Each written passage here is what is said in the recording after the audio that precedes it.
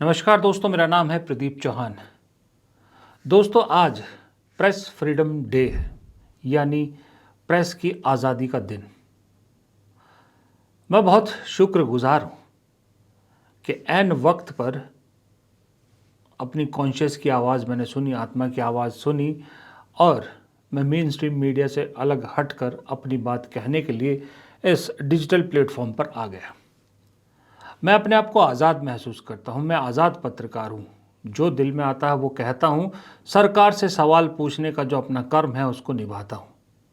क्योंकि पत्रकारिता जब हम पढ़ रहे थे तो हमें पढ़ाया गया था कि पत्रकार बाय डिफ़ॉल्ट विपक्ष के साथ खड़ा होता है, क्योंकि पत्रकार ही वो आवाज़ है जो विपक्ष की आवाज़ बनता है, वरना सरकार के पास तो बहुत तंत्र होते हैं। अगर मैं भी मेन मीडिया में होता तो शायद आज मेरी भी रीढ़ की हड्डी चरमरा गई होती, लेकिन मैं तो आज़ाद हूँ, इसलिए आज का दिन मेरे लिए तो इम्पोर्टेंट है। लेकिन भारत में सही में अंतर्राष्ट्रीय स्तर पर मीडिया क्या क्या हाल है, ये आप इस इंडेक्स से देख सकते हैं। पूरे इंडेक्स में भारत 191 नंबर पर 151वें नंबर पर है 187 देशों में से। अब आप समझ सकते हैं, पाकिस्तान का हमसे ऊपर है, बांग्लादेश, श्रीलंका हमसे ऊपर है प्रेस फ्रीडम इंडेक्स में। गजब की बात है ना। देश के पत्रकार, सो कॉल्ड बड़े बड़े पत्रकार, सो कॉल्ड चैनल नतमस्तक हैं सरकार के चरणों में। सवाल पूछने की बजाय उनसे सरकार से सवाल पूछने वालों को देशद्रोही करार करने में जुटा है। डिजिटल प्लेटफॉर्म जो सवाल उठाते हैं उन्हें बैन कर दिया जाता है और पत्रकारों पर एफआईआर होती है। 4 PM चैनल इसका सबसे ताज़ा उदाहरण है।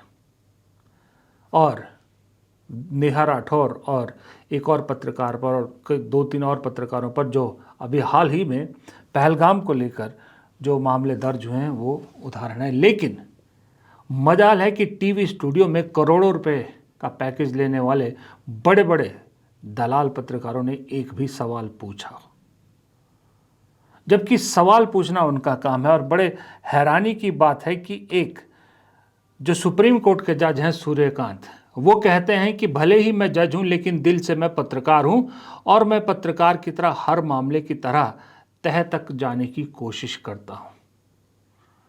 एक जज के अंदर पत्रकार है, एक जज अपने आप को पत्रकार महसूस करता है, लेकिन जो सच में कहने को अपने आप को पत्रकार कहते हैं वो दलाली में मुंह काला कर रहे हैं। ये हाल है इस देश की प्रेस फ्रीडम इंडेक्स का और प्रेस की आज़ादी का और प्रेस का। ये सवाल आज मैं इसलिए इसके साथ जोड़ रहा हूँ क्योंकि इस वक्त जो देश में हो रहा है वो बड़ा शर्मनाक है। आतंकवादियों ने इस देश को तोड़ने की कोशिश की, निर्दोष लोगों की जान ली। देश एकजुट था। देश ने बहुत समझदारी से काम लिया। आतंकियों ने जो फॉर्मूला अपनाया था वो जानते थे कि ये देश इस वक्त धर्म के नाम पर बटा हुआ है और उसको कैश करने की उन्होंने कोशिश की और नाकाम और बेहद गंदी चाल उन्होंने चली। लेकिन इस देश के लोगों में आज भी दिल में एक दूसरे के लिए प्यार मोहब्बत बरकरार है। एकजुट होकर पूरे देश ने आह्वान किया कि इस मौके पर कोई एक दूसरे के खिलाफ छींटाकशी नहीं करेगा, सब मिलकर रहेंगे और हमारे दुश्मनों के सारे मंसूबे धरे के धरे रह गए। लेकिन जब देश का इतना सपोर्ट मिल रहा है, विपक्ष एक सुर में कह रहा है कि सरकार इसका बदला ले, हम पूरी तरह से सरकार के साथ खड़े हैं, लेकिन जवाब करारा होना चाहिए। चारों तरफ से पूरा समर्थन है, उसके बावजूद इतने दिन बीत जाने के बाद भी सो कॉल्ड 56 इंच की छाती वाली सरकार खामोश है। राजनीति दबा के हो रही है। पहलगाम के मुद्दे पर राजनीति दबा के हो रही है। गृह मंत्री कहते हैं चुन चुन के मारेंगे, लेकिन कब मारेंगे? प्रधानमंत्री कहते हैं कि इसका हिसाब लिया जाएगा, लेकिन कब लिया जाएगा? हिसाब लेने के नाम पर कभी यूट्यूब चैनल बंद होते हैं, कभी वाघा बॉर्डर बंद हो रहा है, कभी उनकी फिल्में बैन हो रही हैं, कभी उनके ट्विटर हैंडल बंद हो रहे हैं, कभी उनका पानी रोकने की बात कही जाती है, और कभी कहा जाता है कि उन्हें तगड़ा सबक मिलेगा। लेकिन सवाल तो यही उठ रहा है ना, कब कब एक कानून में एक लाइन कही जाती है कि देर से मिला न्याय अन्याय ही होता है। जख्म जब हरा हो, मरहम की ज़रूरत उस वक्त पड़ती है जब जख्म ही सूख जाए, फिर मरहम लगाने की क्या ज़रूरत है। लेकिन जब इस तरह का कोई सवाल सरकार से पूछता है तो सरकार या सरकार का तंत्र या बीजेपी और उनके समर्थक देशद्रोही करार देते हैं उस शख्स को, उस संस्था को जो इस तरह के सवाल पूछता है। लेकिन चुनावी सभाओं में प्रधानमंत्री इसका जिक्र करना नहीं भूलते, और बहुत सारे लोग कह रहे हैं कि जो पहलगाम का मुद्दा है इसे भी लंबा खींचा जाएगा, बिहार के चुनाव तक खींचा सकता है, यहाँ तक लोग कह रहे हैं। और अगर ये बात में कुछ भी दम है तो मेरे हिसाब से बेहद शर्म की बात है कि किसी मासूम की जान गई और आपको उस पर राजनीति करनी है। और ये सिर्फ उधर ही नहीं हो रहा, दूसरी तरफ से भी है। अब जनाब कांग्रेस के नेता हैं चरणजीत सिंह चन्नी, कुछ दिनों के पूर्व मुख्यमंत्री पंजाब के, कल भरी प्रेस कॉन्फ्रेंस में उन्होंने वही किया जो बीजेपी चाहती थी। मैं इतने दिनों से कह रहा था ना कि कोई ना कोई कांग्रेसी नेता कुछ ना कुछ गड़बड़ करेगा और कहीं ना कहीं पहलगाम के साथ साथ पुलवामा लेके आएगा, और चन्नी जी बोल पड़े और सर्जिकल स्ट्राइक को लेके सबूत की मांग कर बैठे। कल सबूत की मांग कर बैठे, आज जब बीजेपी इस मुद्दे को ले उड़ी, कांग्रेस की फजीयत हुई, तो कहते हैं मैंने सबूत नहीं मांगे, अपनी बात से ही मुकर गए। ये वही चरणजीत सिंह चन्नी हैं जिन्होंने कांग्रेस के प्रबल आवाज़ आलोक शर्मा को फिलहाल खामोश करने में एक अहम भूमिका निभाई थी। ये भी थे जिन्होंने उनके खिलाफ काम किया था। ये वही चरणजीत सिंह चन्नी है जब इन्हें राहुल गांधी और मल्लिकार्जुन खड़गे ने महासचिव बनाकर एक प्रदेश का प्रभारी बनाने की कोशिश की तो इन्होंने कहा नहीं, मैं नहीं बनूंगा, मुझे अपने राज्य में काम करना है। हाई कमान के आदेशों की खिलाफत कर दी, लेकिन फिर भी हाई कमान इन्हें बढ़ावा दे रही है।